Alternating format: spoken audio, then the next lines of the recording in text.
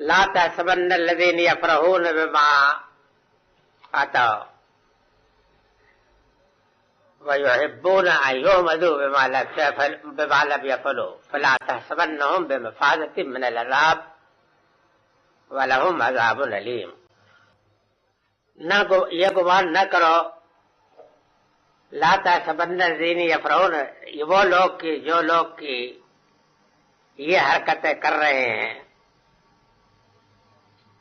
ان کو یہ گمان نہ کرو، اور وہ لوگ لا تحسبن الذین، وہ لوگ کہ جو لوگ کے خوش ہو رہے ہیں اپنی ان کرتوتوں پر، یہ ترجمہ ٹھیک ہوگا، وہ لوگ کہ جو خوش ہو رہے ہیں اپنی ان کرتوتوں پر، وہ گمان اور وہ یہ چاہتے ہیں کہ ان کی تعریف کی جائے ان چیزوں کے اوپر کہ جو انہوں نے کیے نہیں، ان کاموں کا کریڈٹ حاصل کریں کہ جو انہوں نے کیے نہیں، تو ان کے متعلق یہ گمان نہ کرو کہ وہ اللہ کے عذاب سے نجات پائیں گے، ان کے لیے عذاب دردناک ہے۔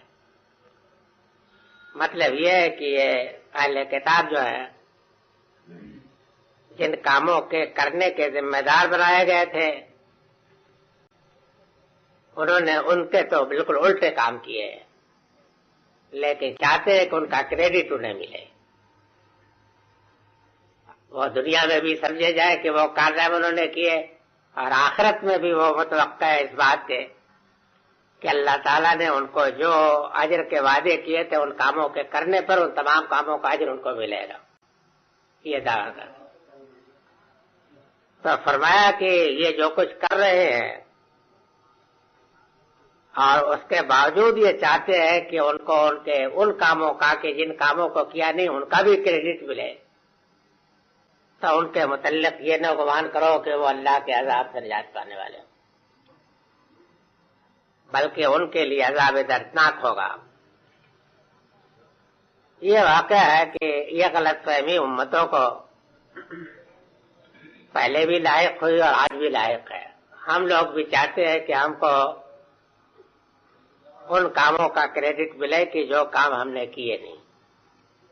اللہ تعالیٰ نے اس امت کے لیے جو وعدے کیے ہیں، جو بشارتیں دی ہیں، ان تمام کاموں کو تو ہم دل میں سمجھتے ہیں کہ یہ تو ہم اس کے حقدار ہیں، لیکن جو ذمہ داریاں ڈالی ہیں، جو فرائض عائد کیے ہیں، جو عادلی ہے، ان کو ہم پورا نہیں کرنا چاہتے۔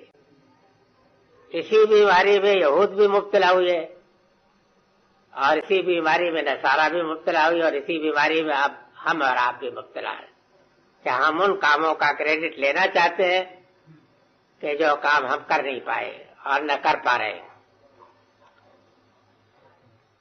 وَلِلَّهِ مُلْكُ السَّمَاوَاتِ وَالْأَرْضِ وَاللَّهُ عَلَىٰ كُلِّ شَيْءٍ قَدِيرٌ، اللہ ہی کے لیے ہے آسمانوں اور زمین کی بادشاہی اور اللہ ہر چیز کے اوپر قادر ہے۔ مطلب یہ ہے کہ یہ سمجھتے ہیں کہ جو کچھ ملتا ہے ملے گا ان کی اپنی تدبیروں سے ملے گا، حالانکہ واقع ہے کہ آسمان و زمین کی بادشاہی اور ہر چیز اللہ کی ملکیت ہے، اللہ کے اختیار میں وہی دے گا۔ اس کے وعدوں کو اور اس کے فرائض کو نظر انداز کر کے یہ توقع کرنا کہ وہ اپنے راستے سے اور اپنی تمناؤں کے مطابق کسی چیز کو حاصل کر لیں گے، یہ در حقیقت انتہائی ان کی بدقسمتی ہے۔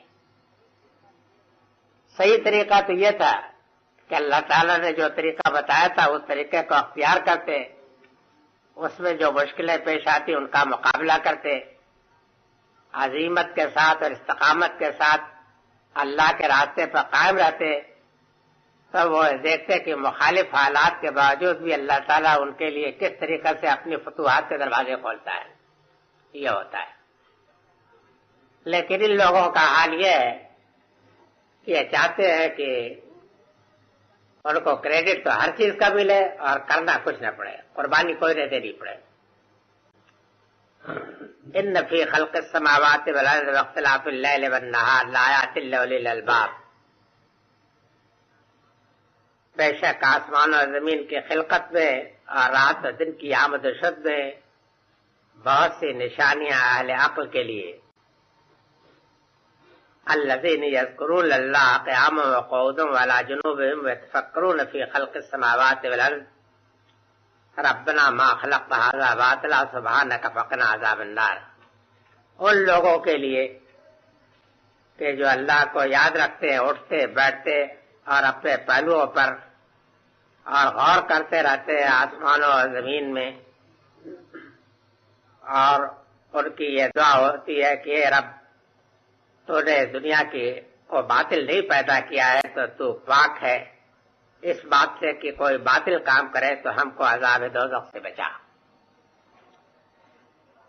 مطلب یہ ہے کہ یہ کہتے ہیں کہ ہم کو تو ہمارے صحیفوں میں یہ ہدایت کی گئی ہے کہ کوئی نبی جب تک کہ اس طرح کا معجزہ نہ دکھائے تو اس وقت تک ہم اس کو نہ مانیں. یہ تو بعد ان کی سخن سازی ہے.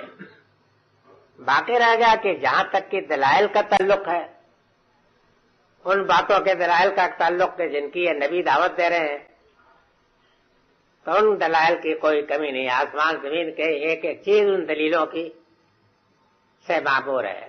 آسمان زمین پر غور کرنے والے ہوں، ان کی حکمتوں کو سوچنے والے ہوں، تو ہر چیز کی اتنی واضح شہادت موجود ہے کہ کوئی عاقل ان کا انکار نہیں کر سکتا.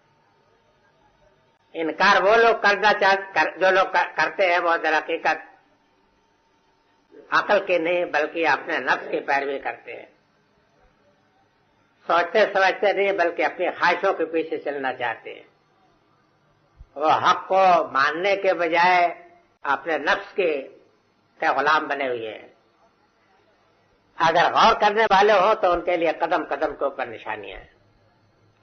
اس میں کوئی شبہ نہیں کہ انسان جب بھی گمراہی کا راستہ اختیار کرتا ہے تو اختیار تو کرتا ہے اپنے نفس کی تحریک سے، اپنی کسی خواہش کے سبب سے، اپنی ذاتی کسی مصلحت کے سبب سے، لیکن ظاہر یہ کرتا ہے کہ اس کے لیے کچھ گمراہی کا راستہ اختیار کرنے کے لیے وجوہ ہے اور اس کو کچھ ہیلے حوالے دیتا ہے.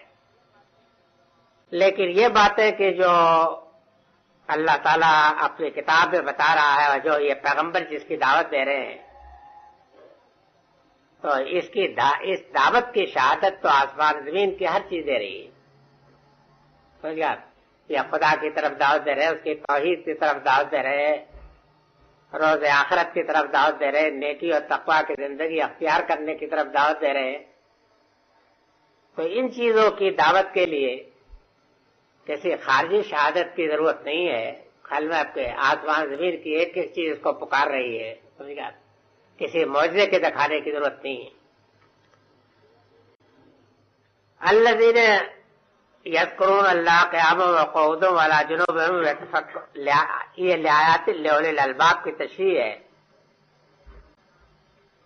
کہ آسمان و زمین کی پیدائش میں اور دن اور رات کی آمد و شد میں نشانیاں ہیں اہل عقل کے لیے. اور اہل عقل کی تعریف یہ کی ہے کہ جو اللہ تعالیٰ کو یاد رکھتے ہیں قیام و قعود والا جنوب.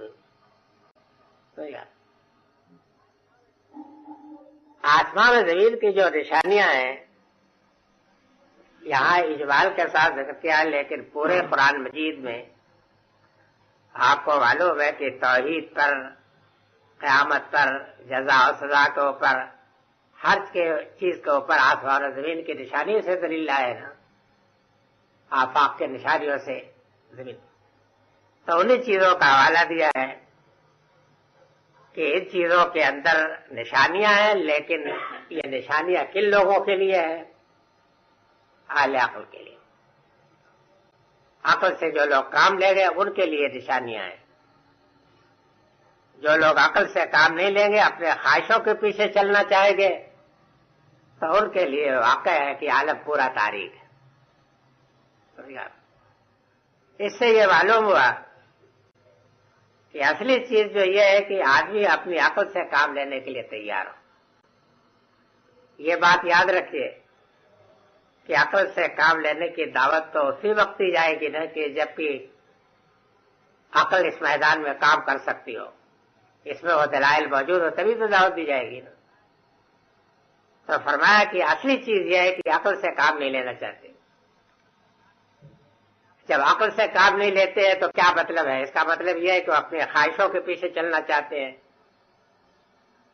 اپنے تعصبات، جن تعصبات میں گرفتار ہیں ان کی پیروی کرنا چاہتے ہیں، جن لوگوں کے جال میں پھنسے ہوئے ہیں ان کی خوشامد کرنا چاہتے ہیں، جو ان کے اغراض و مطالبے ہیں ان اغراض و مطالبے کے پیچھے چلنا چاہتے ہیں. تو اس طرح کے لوگوں کے لیے اللہ تعالیٰ کے دین نہیں کھلے گی. بات ان لوگوں کے لیے کہ جو لوگ کی ان تمام چیزوں سے الگ ہو کر کے عقل کی بات ماننے کو. یہ مسئلہ ہر شخص کے لیے قابل غور ہے کہ انسان اپنے وجود کے اندر سے کس چیز کی رہنمائی قبول کرے. ظاہر ہے کہ اس کے اندر خواہشیں بھی ہیں، جذبات بھی ہیں، سمجھ گیا، اور مطامع اغراض بھی ہے، ہر چیز ہے، اور عقل بھی ہے. تو تحریک تو یہ ساری چیزیں پیدا کرتی ہیں، لیکن انسان کے لیے سوچنے کی بات یہ ہے کہ وہ کس کی پیروی کرے. کیا پیٹ کی، نفس کی، خواہشات کی، اس کی پیروی کرے یا عقل کی پیروی کرے؟ یہ تو سوچنے کی بات ہے. تو انسان جب اس چیز کو سوچتا ہے تو واقع ہے کہ بسا اوقات وہ جس کشمکش میں پڑتا ہے وہ یہ کشمکش ہوتی ہے کہ عقل تو بے شک یہی مشورہ دیتی، عقل کی رائے تو یہی ہے، لیکن اگر میں اس کے پیچھے چلوں تو میری خواہشیں جو ہے یہ مجھے قربان کرنی پڑیں گی، مجھے اپنے مفادات قربان کرنے پڑیں گے، اپنی اس تجارت میں مجھے نقصان ہوگا، سمجھ گیا، اب میری یہ سعادت ختم ہو جائے گی، یہ لیزی ختم ہو جائے گی، اس طریقے کی چیزیں سوچتا ہے. اب اس کا نتیجہ یہ ہوتا ہے کہ وہ بات آ جاتا ہے شیطان سے. اس کی وجہ یہ ہے کہ اس نے اپنا رہنما اس چیز کو بنایا جو اس کی رہنمائی کے لیے نہیں تھی. رہنمائی کے لیے تو چراغ تھا عقل کا، اس سے کام لیتا. تو عقل کی پیروی کرنے کے لیے یہ سمجھ لیجئے کہ بڑی ہمت کی ضرورت ہے. ہر شخص چاہے تو اپنی زندگی میں تجربہ کر سکتا ہے کہ جب اس طرح کی کوئی کشمکش ہوتی ہے تو اسے محسوس ہوتا ہے کہ بیوی بچوں کی یہ خواہش ہے، میرے اپنے مفادات کا یہ تقاضا ہے، دوست احباب یہ کہتے ہیں، پارٹی کی یہ رائے ہے، سمجھ گیا، اور تمام یہ مسائل سامنے ہوتے ہیں. لیکن یہ ہے کہ عقل کا فیصلہ ہی ہے.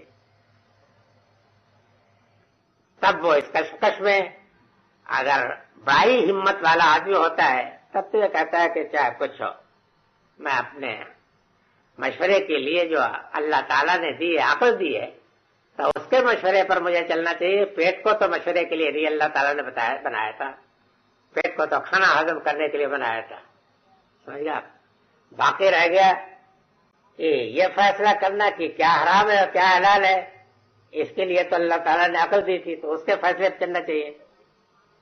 اگر میں پیٹ کا حکم مانوں تو وہ تو حرام سے حرام لقمے کو بھی قبول کرنے کے لیے بلکہ اس کو زیادہ لذیذ پائے گا. لیکن اگر عقل کا فیصلہ قبول کرو تو ہو سکتا ہے کہ انہیں نانے زمین پر قناعت کرنی پڑے، یہ بھی ہو سکتا ہے کہ فاقہ کرنا پڑے، یہ بھی ہو سکتا ہے. لیکن یہ ہے کہ انسان کو یہ فیصلہ کرنا پڑے گا کہ اپنے سر سے لے کر کے پاؤں تک کیا چیز ہے کہ جو اللہ تعالیٰ نے انسان کے اندر اس لیے دی ہے کہ اس کی رہنمائی وہ چاہے، مشورہ قبول کرے. یہ میں آپ کو بتا چکا ہوں نا کہ اللہ تعالیٰ نے ہدایت کے انتظام کے لیے کوئی ایک ہی چیز نہیں رکھی ہے.